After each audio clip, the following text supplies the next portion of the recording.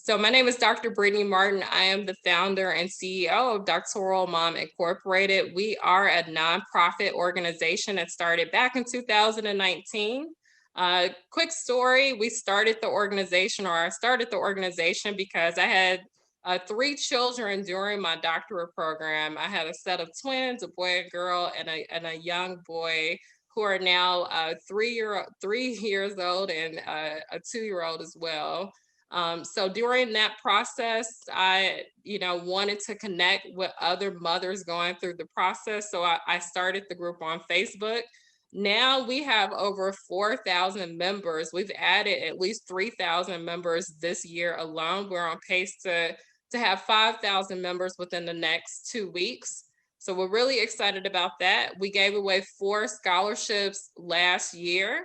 And we're going to be announcing on Father's Day, this is kind of a sneak peek, that we're going to actually issue a scholarship to a single father within the next 30 days in honor of Father's Day.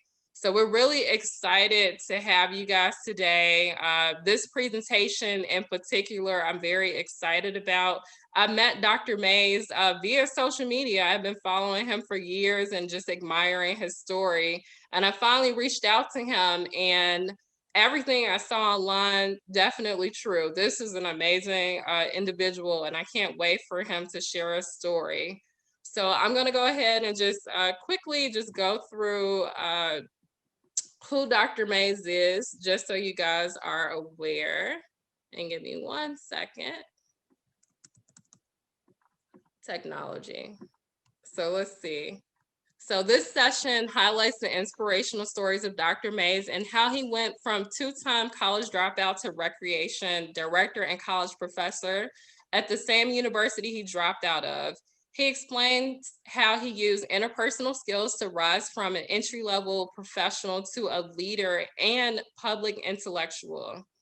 Today, you're going to learn about how to identify a professional leader's duties and responsibilities, interpersonal skills, and becoming an effective leader.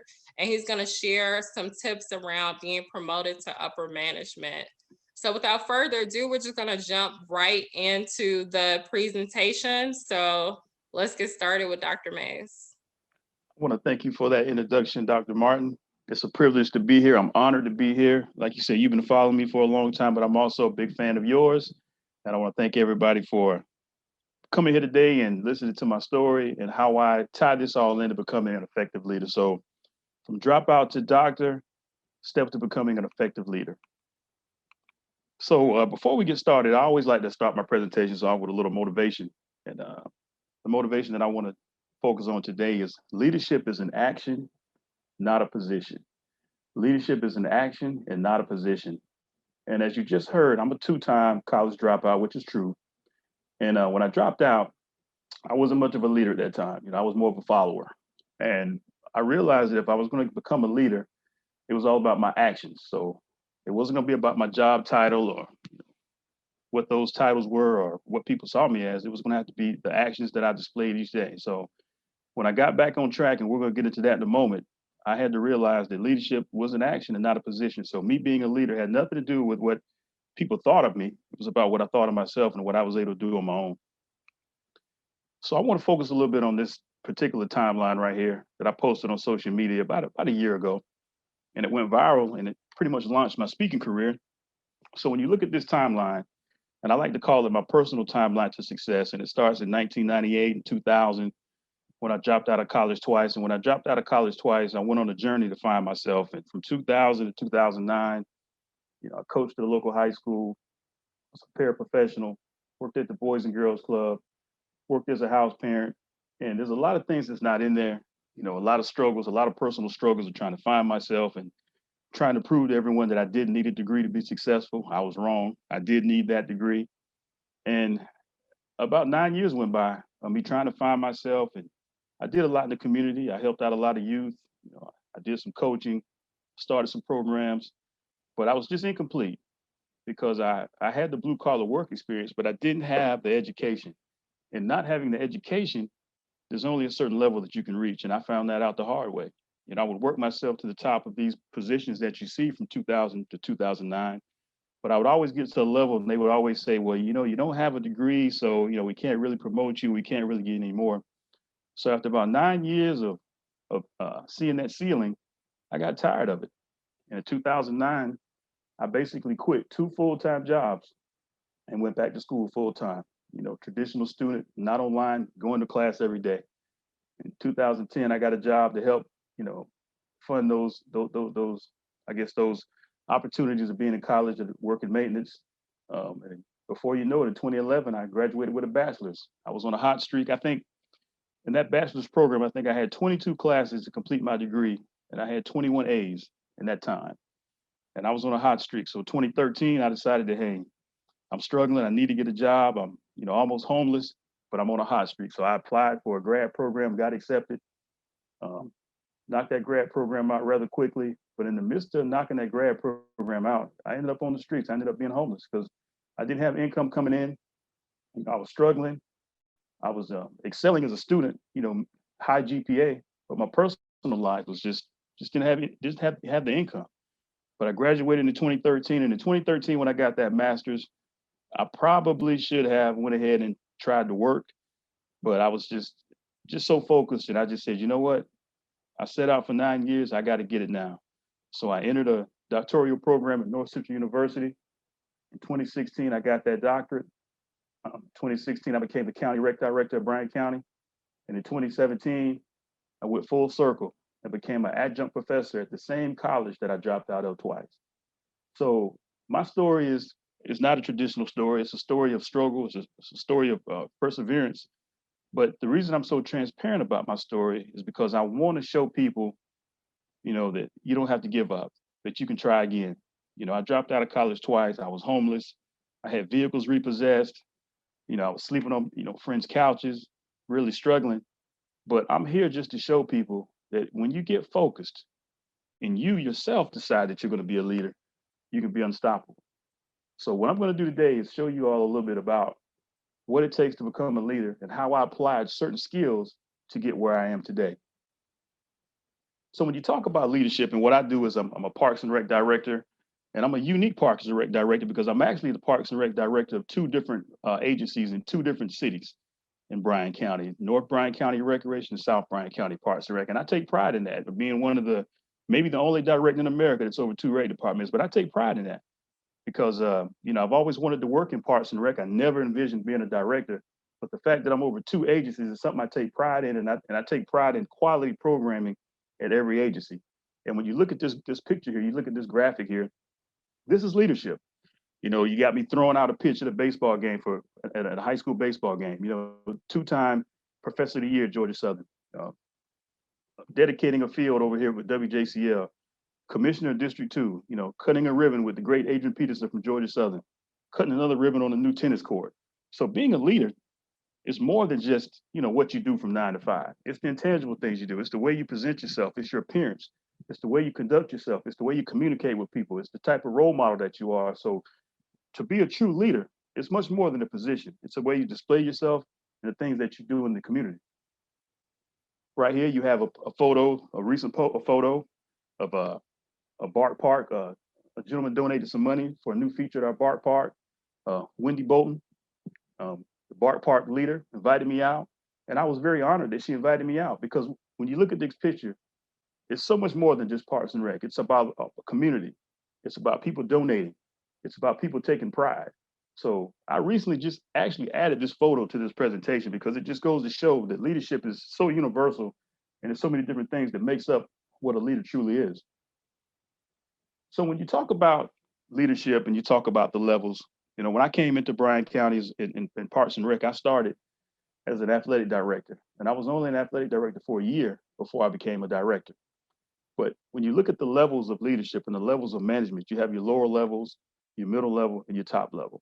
True, indeed, you do have levels, but on each level, it's all about how you see yourself and what you do.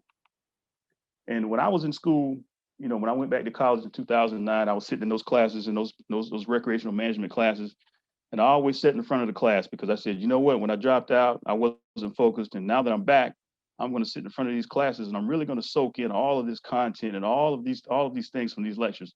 And I remember this in 2010. this Blake and Mouton's leadership grid. I don't even know if the rest of the class was really even paying attention, but I was, because I knew that I wanted to be a leader in parts rec, not necessarily a director, but I wanted to be a leader. And when you look at this grid, when you look at the left, you got the concern for people. And at the bottom, you got the concern for task, right?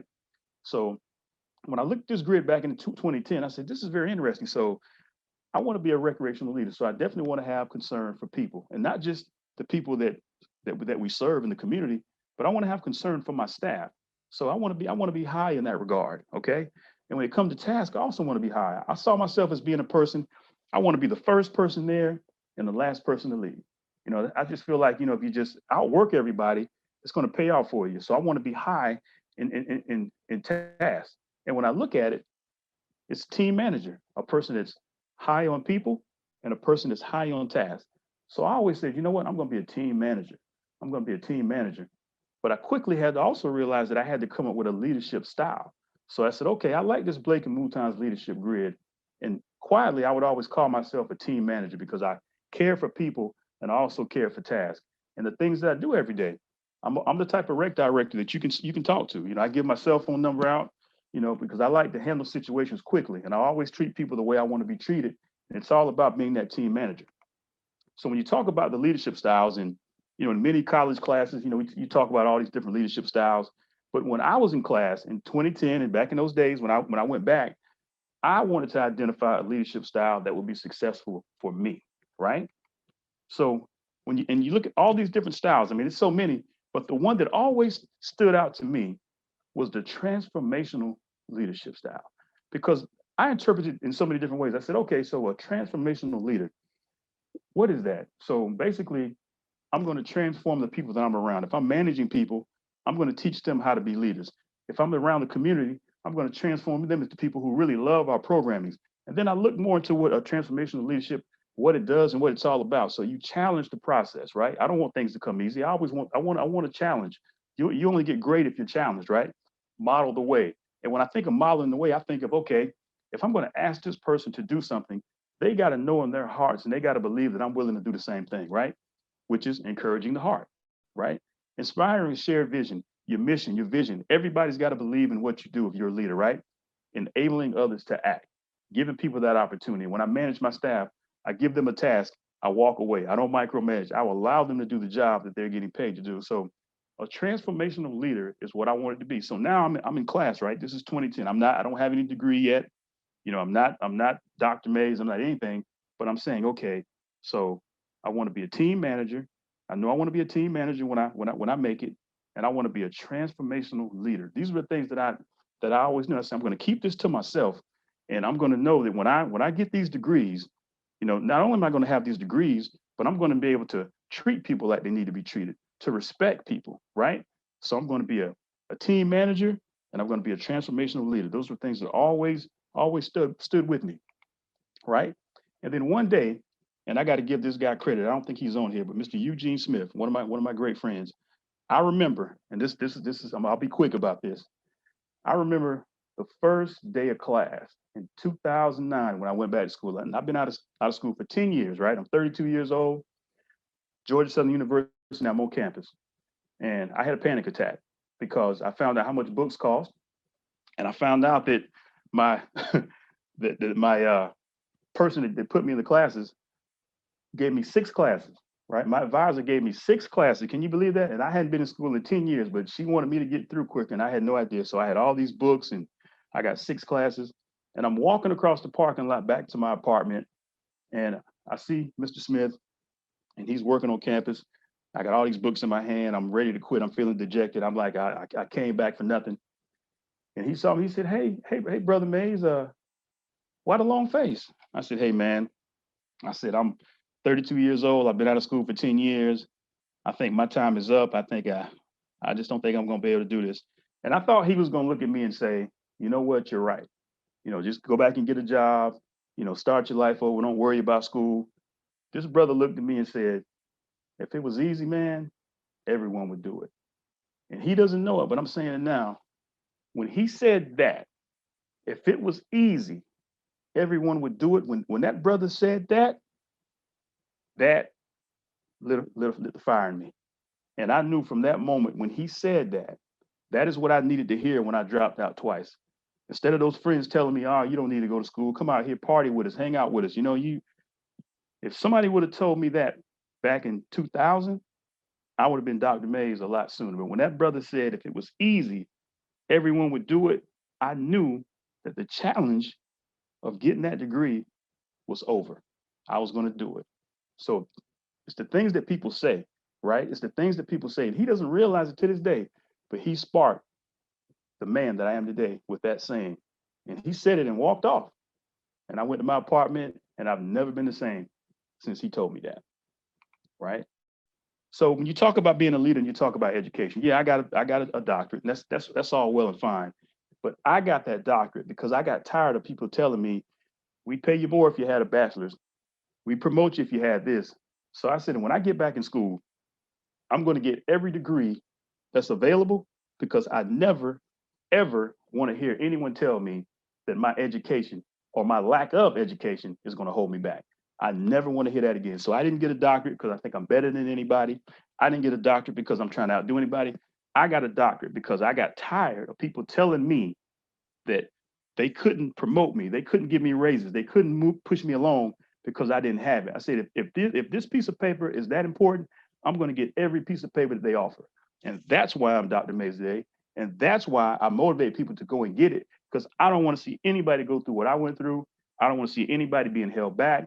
And I want everybody to get everything they can out of life. And if education is that important, I'm going to motivate people until my dying days to get education and to keep it moving, right? So that's why education is important to be a leader because it puts you places, right?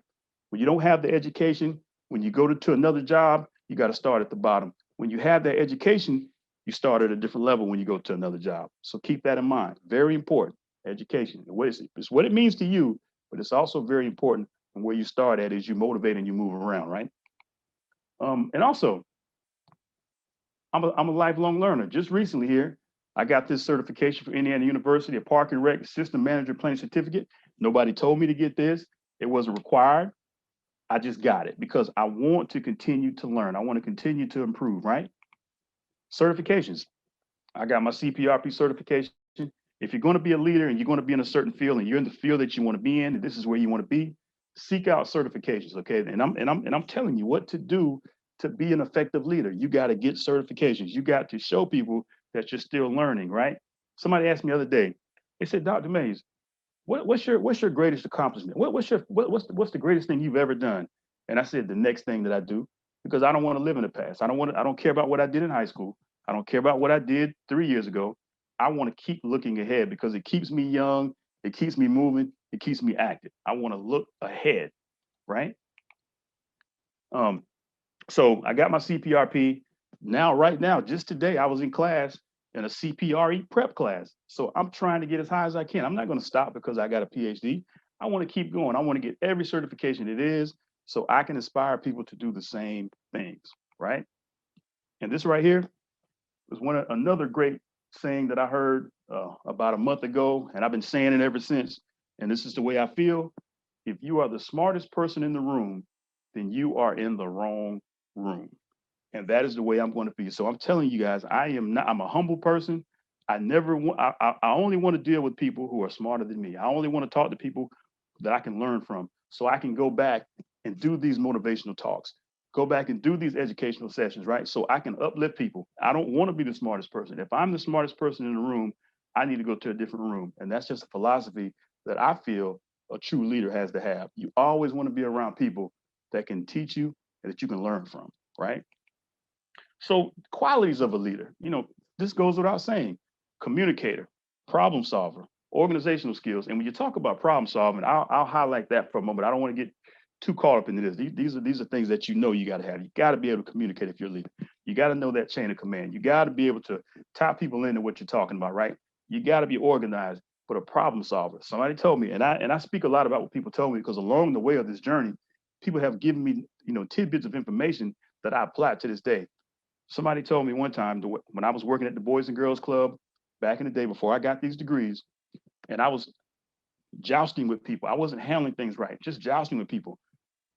A man pulled me to the side and said, "Hey, you know what? You're fighting fire with fire. You got to fight fire with water. And when he told me that, it changed the way I dealt with people. It changed the type of problem solver I was. You cannot fight fire with fire. You fight fire with water. And in Parks and Rec, being a problem solver and coming up with solutions really quick could mean your job, right? So fight fire with water. Professional organizations, NACPRO, Black Doctoral Network, Georgia Recreational Parks, NRPA. If you're going to be a leader, you need to be able a person who needs to network. You need to be a part of different organizations. You need to be an active member of those organizations, because when you're an active member of those organizations, you get invites. Being a part of the Black Doctoral Network, I did a conversation start on HBCUs and higher education with a terrific panel. Made some great friends, made some great connections, people that I still communicate with, people that I still reach out to, people that are smarter than me, because I like being around people that are smarter than me. And that's what it's all about. So when you're part of these organizations, you want to get to know people. That's how I got to know, Doctoral Mom, so the way you network and the way you talk with people, you try to build relationships on a professional level to keep it moving so you can better yourself, right? Open Space Radio, NRPA, they did a podcast on me about a month ago talking about my life, being homeless, being on the streets, and getting these degrees. But being a part of NRPA enabled me to do that podcast and to get my story out to people all over the country, to help me in my speaking career, to give me the insight I needed. So being a part of those organizations is always beneficial if you're trying to network and you're trying to grow what you're doing. Adding to the profession, if you're part of something, you're always going to excel if you start something new. So I came into Parks and Rec, okay, in 2014, and by 2015, I was a Parks and Rec director. It happened really fast, and I know that's a blessing from God. Doesn't happen that quick. You got people who's been in this game 20 years, never become a director. So I knew that it was a blessing. So what I went to, so to pay that back, I said, what is this career? What is this profession lacking? It's lacking minority directors. It's lacking minority supervisors. So I said, I'm gonna add something to this profession that I don't think is there. And I started the Minority Recreational Leadership Academy.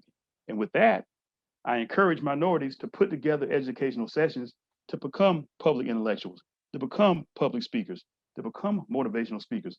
I mentor them. I tell them, hey, if you're passionate about something and you got an expertise in something, put it on paper. Make an educational session, travel the country, speak on it. If you're passionate about something and you have a certain expertise, having it on your resume is fine. You got to make something tangible that people can see. A presentation, right? My story, Dropout the Doctor. I can talk about it all day, but putting it in a presentation and broadcasting it out to the world, not only does it help me in what I'm trying to do, but it also motivates somebody else to come back and give life another try, right? So the MRLA was something that I brought to Parks and Rec to motivate, to help minorities who are not really represented on a high level in Parks and Recreation, right? So when that photo went viral and I started, getting attention, I said, okay, I'm getting all this attention, but I'm going to do it. I'm going to channel this in a positive way. So I started putting together educational sessions, traveling the country and speaking. Everything I was passionate about, all the pitfalls on my journey, everything I've been going through, I put in educational sessions, right? Put these out, call for papers, travel the country and talk. The reason I'm here today is because of things like that. So if you're going to be a leader, it's great to be a leader at your agency or whatever you do, but you got to think outside of the box and you got to do something. And listen to what I'm saying. You got to do something that no one else is doing, right? It's not because you want to be better than anybody, but it's because you got something inside here that needs to come out. Don't be afraid to step up and do these things, right? I wasn't a public speaker a year ago. Now I am. And no one gave me permission to do it. I made the decision that I was going to do these things and educate people, but not only educate people, but to learn from people. I'm learning from you all today. And hopefully you'll have some great questions that you can ask me and I can learn more about you as well. But if you're going to be a leader, you got to add something to that profession so you can leave your mark on it. Motivate others to lead. Um, my staff, in Parks and Rec, I want them all to be directors one day. I don't want to hold them. I want to give them my knowledge. I want to give them my experiences. I want them to not make the same mistakes that I made. I want to motivate them, right? I want to motivate them to lead. I don't want to micromanage. I want to put them where they need to be and let them do their jobs, give them what they do. And I tell you this is a model or a little saying that I go by. I hire people smarter than me and I get out of their way. So you love working for me because I'm going to let you do your job and you're going to get the credit. I don't need the credit. You do it, you get the credit, and we'll all be great. So let's talk a little bit about these interpersonal skills. So how I developed as a person. So when I was sitting in class in 2009 to 2013, getting the bachelor's and the master's, I said, you know what? I'm going to get these degrees now. Now I know there's a point in my life when I didn't think I could do it. Now I know I can do it. It's going to happen. But getting these degrees is not going to be enough because I'm going to be about 35, 36. So I'm behind the eight ball. I got to find a way when I get these degrees to separate myself and to make up for all this time that I wasted. So I found the term interpersonal skills. And I said, okay, interpersonal skills. So these are basically qualities and behaviors a person uses to interact positively and work effectively with other people. So I said, okay, I'm going in Parks and Rec. I'm going to be working with other agencies, other professionals, the community, working with the boards of education. I'm going to be working with private organizations, board of commissioners, So okay, so let me put together some skills that I can use each day so I can work effectively with other people. So when I did that, these were actually the skills. And I remember sitting in class and learning about interpersonal skills and taking notes in class and taking notes on my own. And I said, I'm going to put together these. So I said, active listening, teamwork, dependability, leadership, motivation, flexibility, patience, and empathy. And I narrowed them down. And I said, okay, so these are the things that I'm going to work on. I'm going to work on these things because when I get these degrees and I get into the working world, I got to get to the top quick. I can't stay on the entry level long. I got to rise to the top. So these are the skills that I brought with me. Active listening, listening to people. I use active listening when I'm working with parents. And when parents call and they have concerns, sometimes parents just want to talk. In Parks and Rec, I have parents that call and they can be irate, they can be mad. And by the end of that conversation, this person is coming in to be a volunteer. Because that's the way I work with people. I listen to what they got to say. I let them talk, and then I come back with a solution, and we talk about it and we work it out. And I've gotten some of the greatest volunteers by talking to people that were mad about something. And once they got an understanding that it wasn't anybody's fault, it just happened that way because of active listening. Now they're an integral part of our program. I've even hired people like that part time that came in upset about something. I listened to them. I let them talk. I said what I had to say, and now they are an advocate for the programs. Right? Teamwork goes without saying. I don't care what you work in, what you do. Got to have teamwork. You're not going to be able to do things by yourself. It's going to take you longer. You got to be able to work in a team atmosphere, right? Everybody working together. Be a team player. It goes without saying. And you talk about teamwork in Parks and Rec, working with other agencies, right? You got your coaches, you got your volunteers, you got your seasonal staff. It takes a unit. I mean, I'm over two recreational agencies in two different cities that are 30 miles apart. I can't be in two places at one time, but because I have a team that I can trust and they know what I expect and they understand my expectations, it all works out because of that teamwork, right? Dependability, building trust with others by doing what I say I will do. Dependability is everything when you talk about leadership because if you're going to be a leader, it means you're going to be a lot of places by yourself when no one's watching. You got to be dependable, right? You got to come in, you got to do what you got to do. You got to be efficient. You got to be effective. Got to be dependable. When people realize that they can trust you, you're going to find yourself skyrocketed to the top really quickly. When people know that, hey, if I put this person over here and I go over here and this thing is going to run even better when I leave, that's what's going to rocket you to the top. You talk about being a leader. You got to be dependable. You got to be trustworthy, right? And then leadership. Leadership is very important. And I'll say this really quickly. Another saying that I heard, back in those days, and I carry it with me, and I always post it up when I do it. A boss says go, a leader says let's go. And when I heard that, I said, oh, a boss says go, and a leader says let's go, and the light bulb went on. So a boss is right here barking out orders, not modeling the way. We talked about modeling the way, right? Barking out orders, telling you what to do, but never showing you they can do it, right? A leader says, let's go.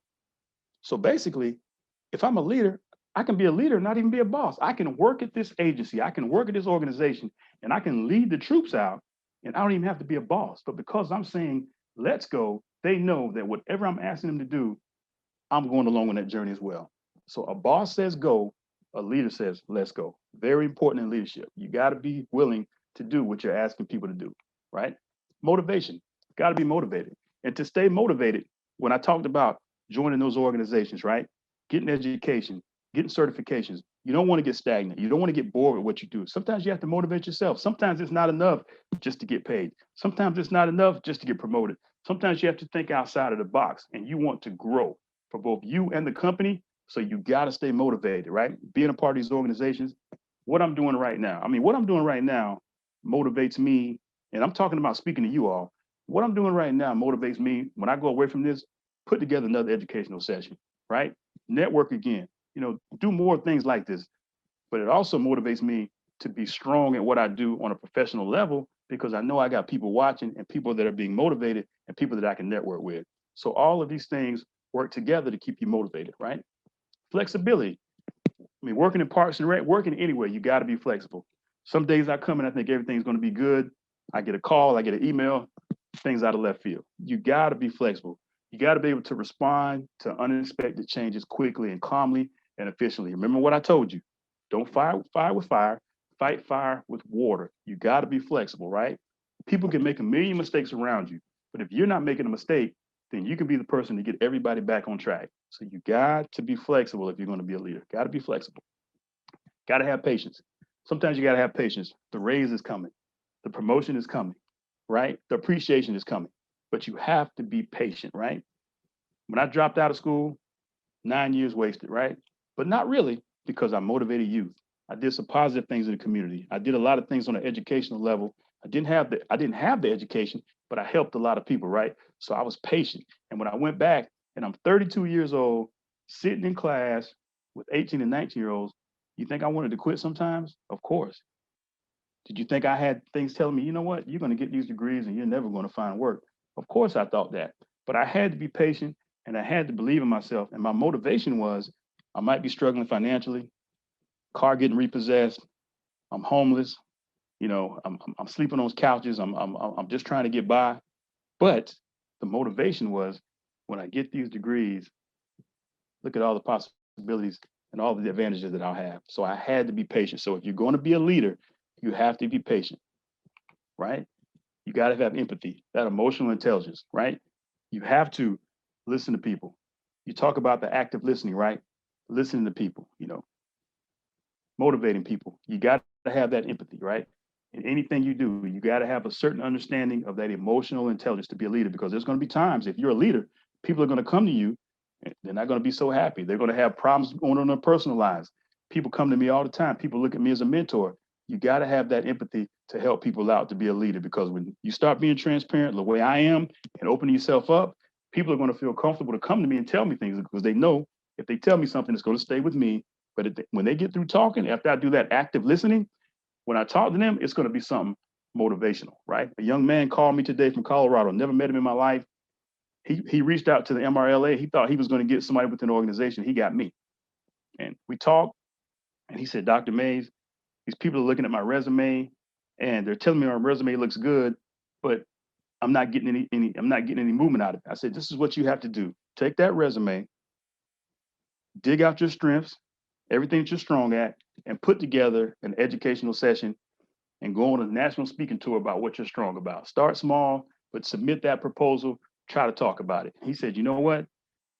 Anytime I tell somebody that, they always just kind of, give me a little sideways thing. But for you to tell me to take my strong points, to put them in an educational session, to put them together, I've never heard that. And he said, man, I'm ready to get off this phone and to go put together some educational sessions right now. That's that empathy. When people reach out to you like that you never met, and you can give them something positive, it goes a long way. And that's what I try to do, right? So how do you improve your interpersonal skills? We talked about it. Attending workshops, online classes, seek out opportunities to build relationships, what I'm doing right now, with Doctorial Mom. Seek out mentorships, observe other positive interpersonal interactions. So to improve these skills, you have to continue to be that learner. You have to be that person that's seeking out the education, right? You never want to stop being a person that learns, right? How do you put these skills on your resume? Effective team player, highly communicative, cooperative, active listener, innovative researcher. Put these things on your resume so when potential employers look at this, they say, okay, this is different. So this person has certain skills that are effective. I want to get this person in and talk to them and see if they really display these skills, right? So in the experience section, collaborated with other agencies, managers, and coordinators on youth football partnership that resulted in a 30% increase in league registration. So when you put these things on your resume, you're showing that not only do you understand what's important at this agency, this organization, but you're all about growing this agency, right? So these are the things that you put on your resume to be a leader. When you show people that I'm willing to come in and work, but I'm willing to increase your participation. I'm really to increase your enrollment. I'm going to do things to add to your organization, right? So with my previous employer, I was often called upon to help form collaborative teams. My managers pointed to my ability to listen and to understand my colleagues' strengths to best determine how to assign effective roles. This right here, the whole team manager concept, right? Employers love to hear about people saying I'm a team player. I'm all about pointing people in the right direction and listening. They like seeing these things. So if you're going to be a leader, put these things on your cover letter, put these things on your resume to show potential employers that it doesn't matter what position I have or what title I have, my actions are going to determine the type of employee that I am. And I'm going to be a leader no matter where you put me at. So, and in your interview, um, anytime I got an interview, that I've had in the past, I'm always there early. I'm always professional. It's just what I like to call being a polished professional is a term that I've coined. You want to be a polished professional at all times, right? Just to show that, hey, the way I look is going to dictate the type of performance I'm going to be as a professional. So you always want to have these same interpersonal skills in your interview, the way you answer questions, the way you communicate. So 8 steps to getting promoted. So you always want to, as a leader, as a potential leader, you want to set and communicate career goals. You need to sit down no matter what you're doing. And I challenge you all to do this when you go away from this presentation. Sit down and just start over from scratch, get a blank sheet of paper out and put down about 5 goals. 5 goals that you want to aspire to, put them down. Put those goals down. And what that's going to do is that's going to motivate you. It's going to motivate you because you may be doing things for your agency or for whatever you do in life in your career, but you got to come home and do things that are good for you, right? It doesn't even have to be professional goals. It could be personal goals. It could be, vacationing goals, buying a house, things like that. But put these goals down. You have to set and communicate career goals in any form to be an effective leader, right? Goes without saying, always be a team player, right? Employers don't like when employees are focused on I rather than we. If anyone makes a mistake in my agency, when it's me and them, I said, hey, we dropped the ball. I never say you dropped the ball. I always say we dropped the ball, and I'm never going to throw you under the bus. We dropped the ball. I say that all the time because you got to think about it. I'm over 2 different agencies, and sometimes they may get caught up in I work here, but we are a team, right? Remember, team manager, right? So I always say we. It's never I. And I try to protect my people that way, right? Because they know that if I have their backs, at the end of the day, it's beneficial for everybody. So always be a team player if you want to be promoted, and always say we, right? Be irreplaceable. The first one on the scene and the last to leave. And I think about, and when I tell you all that I only worked in Parks and Rec on the entry level for 1 year before becoming the director of entire county. And I know one of the ways that I did it, during that time, I was putting in 65 to 70 hours a week. I was. I'd come in early. I'd get the fields ready. I'd get everything ready all throughout the day. The games come in. I'm out there with parents out there moving around. When everything was over, I'd be the last one out there moving soccer goals around, putting things in the inventory room. I'd come in sometimes at 8 in the morning and get out at 10 at night. And the upper management was watching this. I didn't even realize they were doing it. I was just so happy to be off the streets, to have a home, to be sleeping in the bed, to not be homeless anymore, to finally have a job and not be on the streets, that the job was like a sanctuary for me. And I was the first one there and last one to leave. And everything was so efficient and so effective. And I didn't realize that people were watching this. I wasn't trying to impress anybody. I was just so happy to have that job that I wanted to show my appreciation for it, right? So the first one on the scene, last one to leave. Make yourself indispensable, right? New programs. When I came into Bryan County, I brought in so many new programs, and I wasn't looking to be a director. I was listening to the community. So whatever you're doing, whatever field you're in, start something new, right? Create a new program. If you're thinking about doing it, get it done. Communicate with the community. Communicate with your supervisors. Bring in new programs, because when you bring in new programs, those things are going to be there long after you're gone. It's something to be proud of.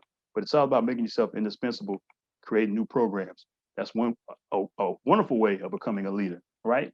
Keep learning. We talk about it, and I keep hammering this home about this education piece, and I'm going to keep hammering it home. Keep educating yourself. right?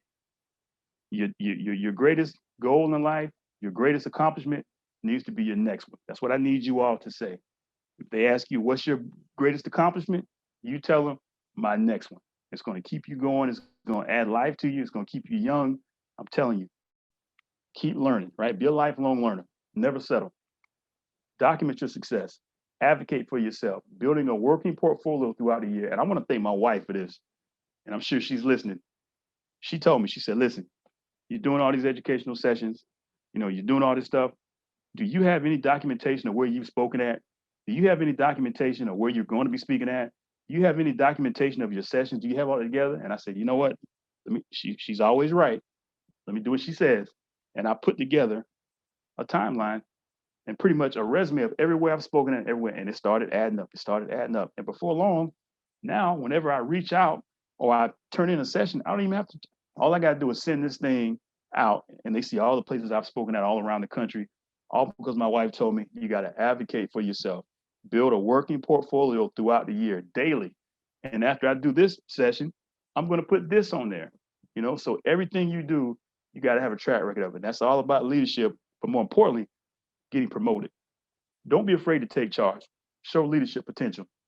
And that kind of goes into what I was saying about leadership, being an action and not a position. Because no matter where they put you at your job, if you take your job seriously, and you come in every day and you have certain expectations for yourself, you gotta be someone that's not afraid to take charge, right? Because you want everything to run smoothly, you want everything to be efficient, everything to be effective. So you show that leadership potential. I don't care where they put you at, you be the strongest person that's going to get recognized, right? Network with the right people. That's what I'm doing right now with Dr. Brittany Martin. I'm networking with the right people. She said she followed me for years. I'm flattered by that, but I'm a humble person. So when she tells me that, it's wonderful, but I want to learn from her. And I tell her all the time, you're a very smart person. I want to learn from you.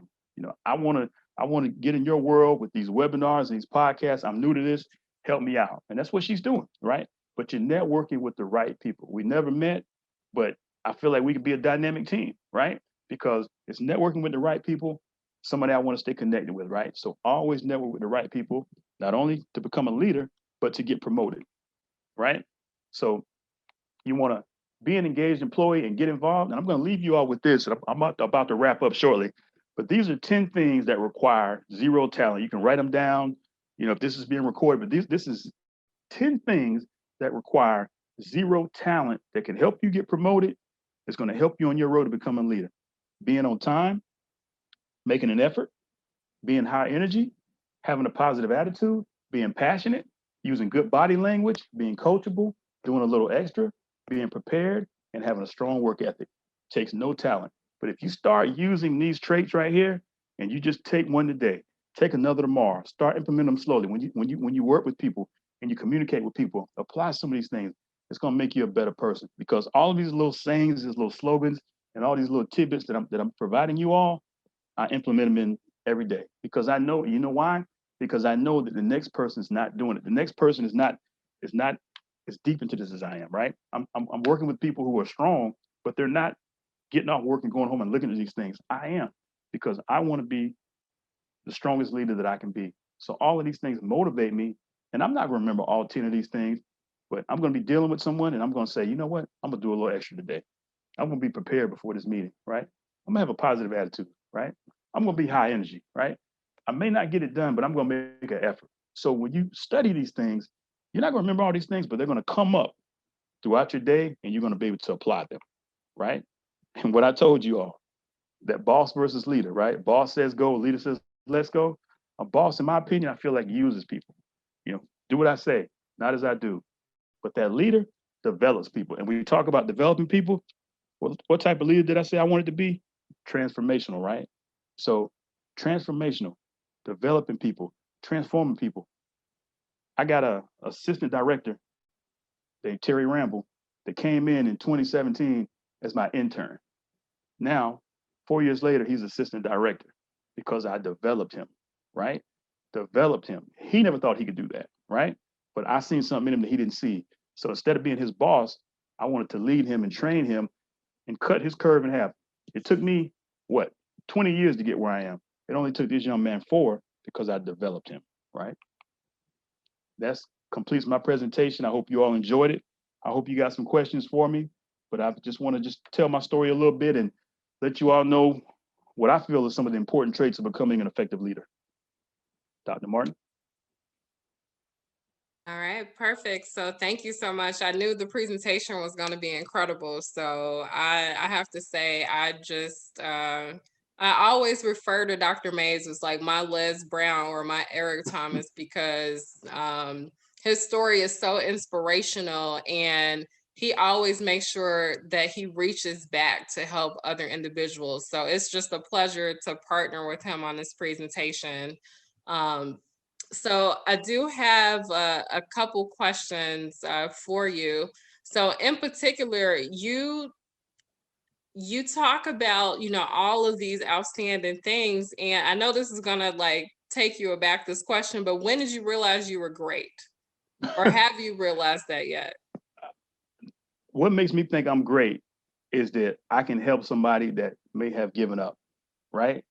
So that's why I make myself as accessible as I can for people, because I know there's so many people that have given up and they're not doing half as bad as I was. I had a 0.29 GPA when I came back to school in 2009. I didn't even know that was possible. A 0.29 GPA. So a person that's got a 1.2 or 1.8, you can be a summa cum laude if you get focused, right? I remember my first semester back in school, I had like 7 A's. And they said, well, congratulations, you made the president's list. And by the way, you're on academic probation still. I said, thank you. But that's, so being great is awesome to hear that. But I think I may be great because I'm able to tell people that you can get back on and try again. Yeah. Okay, perfect. And what advice would you give to maybe someone in high school, even in high school, that's kind of thinking about going along in this path? Would you offer or recommend like mentorship? Do you, you know, any particular research to kind of follow up in your footsteps? I definitely think you need to get a mentor. You need to identify first and foremost what career or what field you want to go into, right? You need to figure that out. And once you figure that out, seek out and find someone that's doing that and being effective. And hopefully, and I pray that when you reach out to that person, they're willing to plant those seeds like I'm willing to do for young professionals, right? That's what you have to do. I got a cousin named Dietrich Stanford. He's my motivation. He knows it. He's polished. This cat is the real deal. I dress like him. I wear the socks like him. I speak like him. But he motivated me so much that I took all of these principles that he had and I applied them, and it shot me to the top really quickly, right? So that's my mentor. So I think you need to find someone that models the way. We talk about modeling the way, right? Find somebody that models the way and forget all this other stuff, get that tunnel vision, and don't take as long as I did to do it. You can become great a lot sooner. I think that's really important. I mean, I have to say too, along the way, there are some people in particular that I could always think of that I've had the reference to kind of get to where I am now. And we did have a question come in from Stephen in the audience. So outside of continuing your education, have you set any 5 or 10-year plans? If so, how do you go about planning it? I did. I said that one day I wanted to be a great speaker, and that happened in like a month.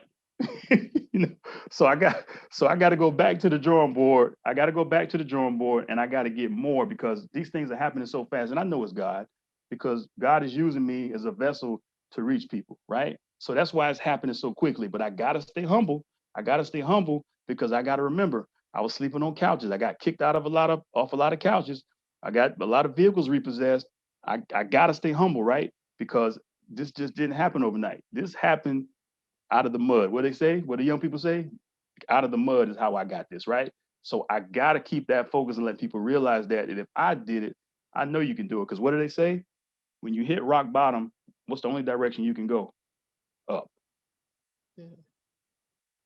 So I'm gonna switch gears a little bit. I'm gonna ask you about your doctorate program because I see a few of our doctoral moms in the crowd. So what would you say was the most difficult part of obtaining your doctorate degree?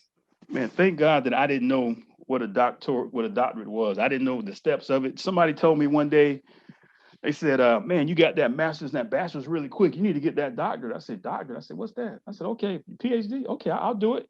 I had no idea what I was getting myself into, right? And I finished in like 2.5 years, the fastest person at North Central ever to finish, because I didn't know. But my toughest challenge was, let me make sure I say this right, was doctoral level statistics was the toughest thing. And I quit that night. And my wife was like, you're not quitting. I quit that night when I got in that class. That was the toughest thing. And I think the other toughest thing was I was moving at such a fast rate because I was trying to finish so fast and I was so focused that my chair slowed me down and I probably would have finished in 2 years. So just the rate that I was moving, it was like I was on another level and my chair was on a level and I could have probably been her chair. I was so focused, but that's what it was. That statistics and just the pace. I was just ready to knock it out. I think if I have to say, like my most difficult part, just to share as well, my very first class, I had to write the literature review like up front. And I had been out of school for 10 years. I had no idea what to do. And I remember I got like a D on that assignment, and I was shocked. I said, I'm an A student. What is this? Yeah, I saw somebody said that the doctoral level statistics with NCU is no joke. We got NCU students here. They know it's nothing to play with. And that's actually Lynn. I'm going to tell you guys about Lynn right before we wrap up today. She's a winner of a recent scholarship that we issued. So thank you so much, Lynn, for jumping on. We'll talk a little bit more about you as well.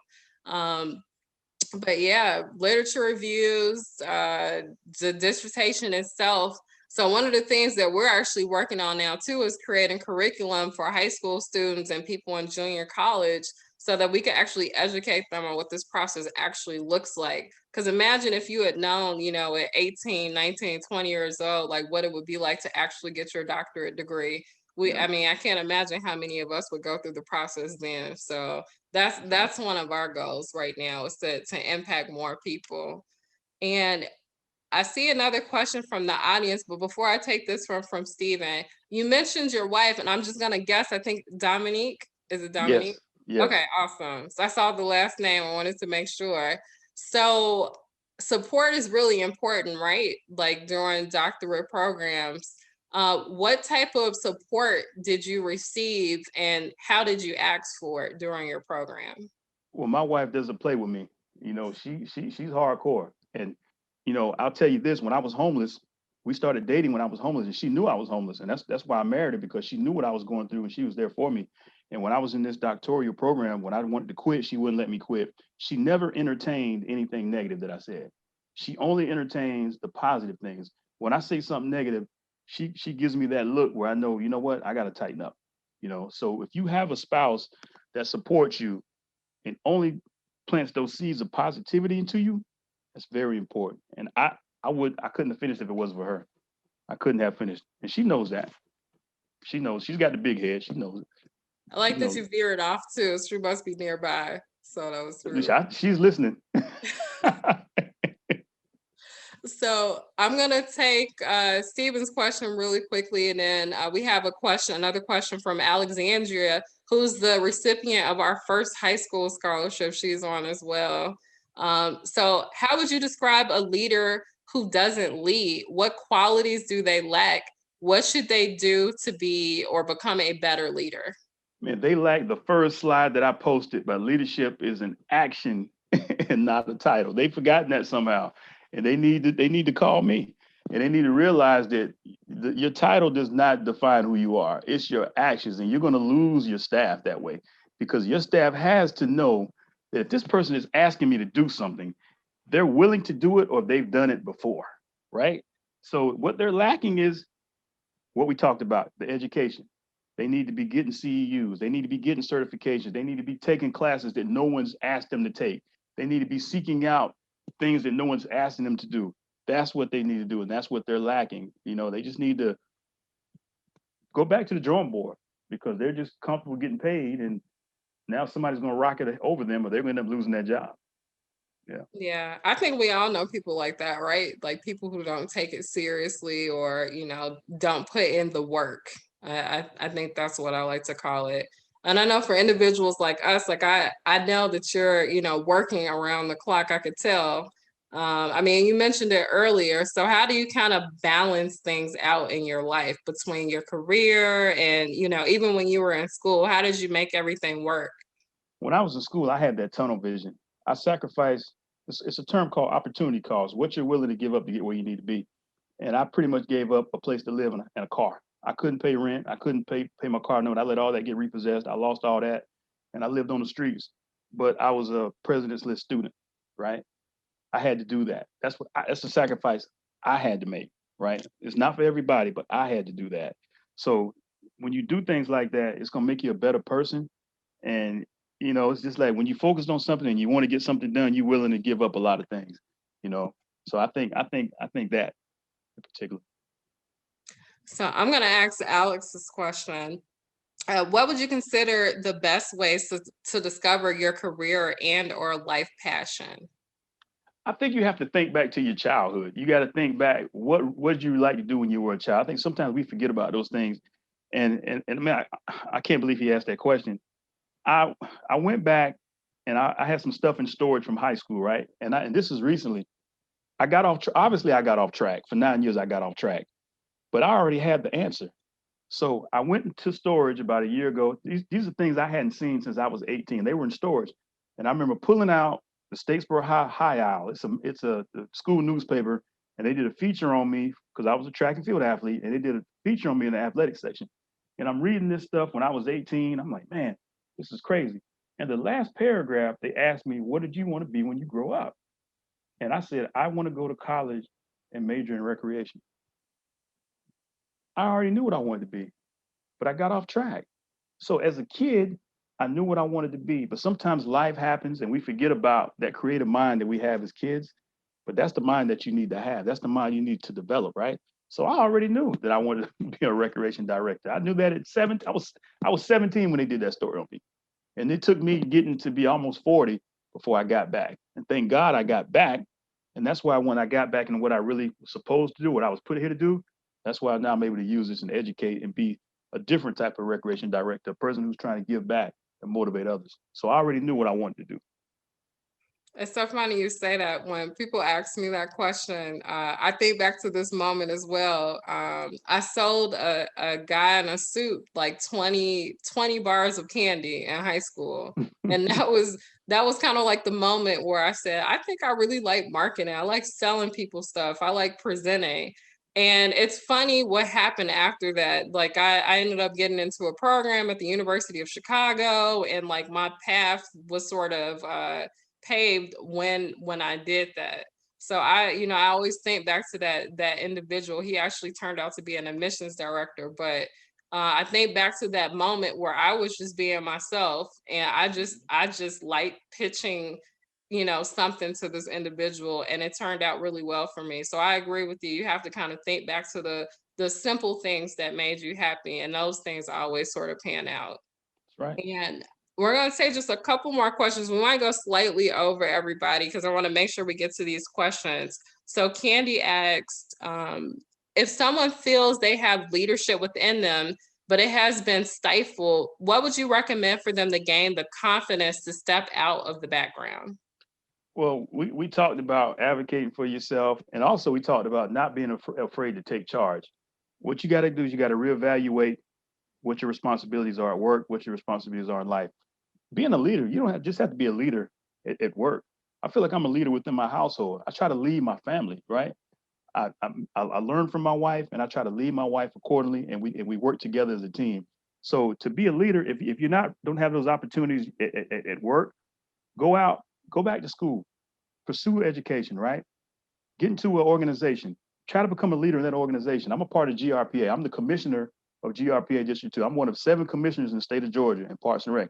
I don't get paid for it, but it motivates me because, hey, it gives me opportunity to lead other professionals. So if you're not getting what you need from a leadership perspective within your daily career at your job, join an organization and step up and be a leader in that organization, right? So there's other ways that you can flex those leadership abilities. That's perfect. And I'm just gonna maybe we'll wrap up by asking just this final question, and I'll let you leave us with any final thoughts or comments that you have.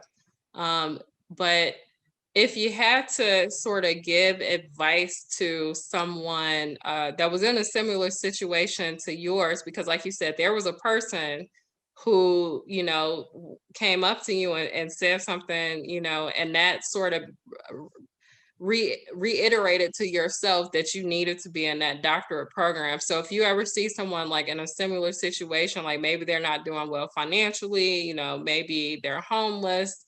And before you answer this question, and this is why I've put you up there with Les Brown and Eric Thomas too, because they were actually both homeless too.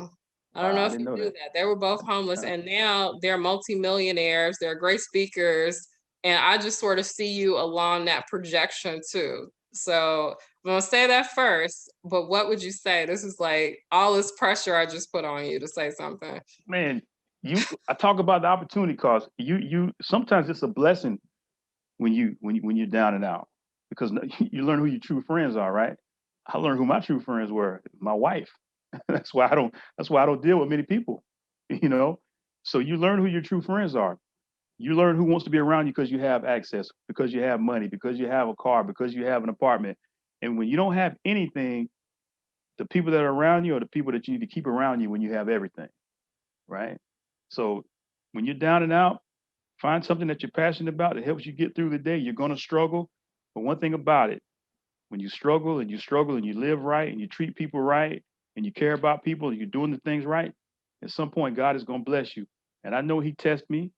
He gave me the ultimate test, right? But I passed those tests. So no matter how high up I get, I'm always going to pull other people up with me. So that's what I continue to do. To tell that person, don't give up, stay focused, surround yourself with people that really care about you, and be great. So I just want we're going to talk a little bit about doctoral mom before we wrap up, but if everyone could just give Dr. Mays a virtual round of applause in the chat by just saying thank you or sharing any thoughts in regards to his presentation, because I have to say every single time I talk to him, I'm motivated. So thank you so much. But do you have any other like final thoughts or comments, anything you want to share, maybe like your social media, any websites or things that you're doing right now? Yeah, I can be found on LinkedIn and Instagram and several Facebook pages. If you just type in Dr. Samose Mays, you'll get it.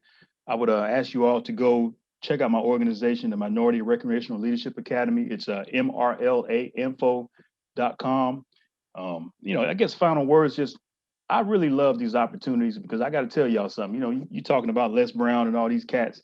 I don't see myself like that. I just see myself as a regular person that's just trying to motivate people. And any opportunity that I get to speak and have an audience that I can not only educate, but I can learn from, because it's both, it goes both ways. I'm educating, but I'm also learning when you ask these questions, because when you ask these questions, I'm on the spot to answer them really quickly, right? So when you ask these questions, it really makes me think and lets me know that I got something inside me that needs to come out. So I can just tell you, moving forward, if there's something that you want to do and you're motivated and you want to go back to school and you want to start speaking and you want to do something that you're afraid to do, don't be afraid to do it. Just make it happen. Because I keep telling you all, if I can do it, I know you can do it, because I was at the bottom, right? So I guess that's it. All right, perfect. So just really quickly, I'm going to share with you guys some information in regards to doctoral mom, if you don't mind, because I want to get the word out about what we're doing, what we're working on right now. So I'm going to share my screen. You guys let me know if you could actually see it. Okay.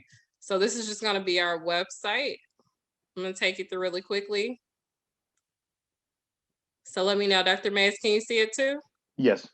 All right, awesome. So I put this website up because we're currently raising scholarship money for our moms, and eventually we want to expand the scope where we're going to help even more individuals. We're going to tap into fathers soon. We actually already started doctoral debt. We're going to be launching that soon as well. Again, we have over 4,200 members, and we started just in 2019. So we've only been around for 2 years and we've made a pretty large impact.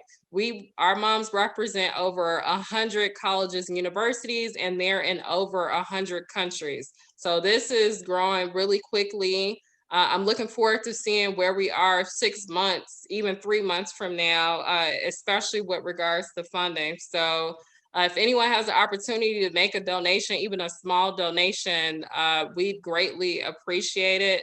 Our moms go through a lot of financial burdens, balancing work and their education, just being a mother in general. So anything that we could do to support them, because as we know, when a mother or even just a parent uh, achieves a higher level of education, that makes a better life or pathway for our future generations. So that's why we're doing this. We're making sure not only these mothers, but their children as well have better opportunities than what we had access to.